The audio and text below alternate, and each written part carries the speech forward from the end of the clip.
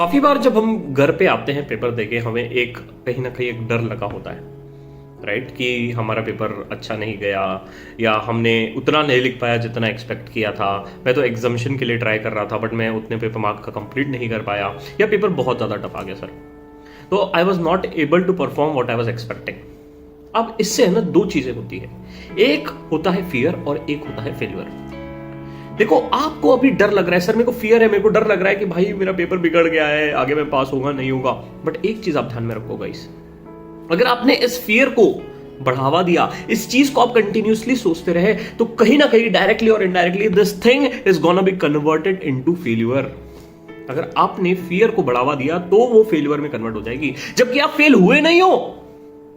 Fail तो जिस दिन रिजल्ट आएगा उस दिन पता पड़ेगा कि हम पास है कि फेल है, बट मैं तो बता रहा हूं आप पास हो।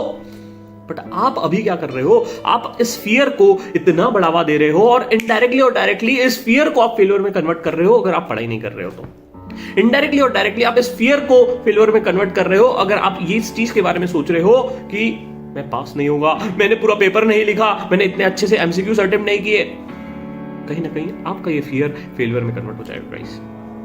तो एक चीज ध्यान में रखो, एक चीज गोल्डन रूल लाइफ में ध्यान में रखो कि अगर आप फियर को बढ़ावा दोगे तो कहीं ना कहीं वो फेल्योर में कन्वर्ट हो जाएगा। और हम फेल्योर वाले व्यक्ति नहीं है, हम तो पास होने वाले व्यक्ति हैं। हमें पता है कि हम पास हो रहे हैं।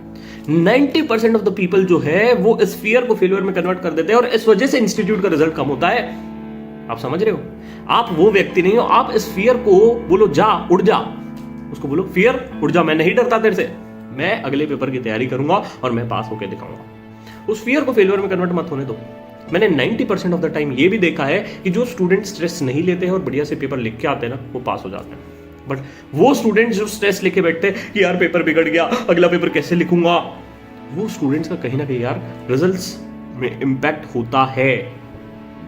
अगर आपको आज डिसाइड करना है कि आप इस फियर को फेल्योर में कन्वर्ट करोगे या इस फियर को बोलोगे उड़ जा, राइट, तो you need to decided what you are supposed to do guys.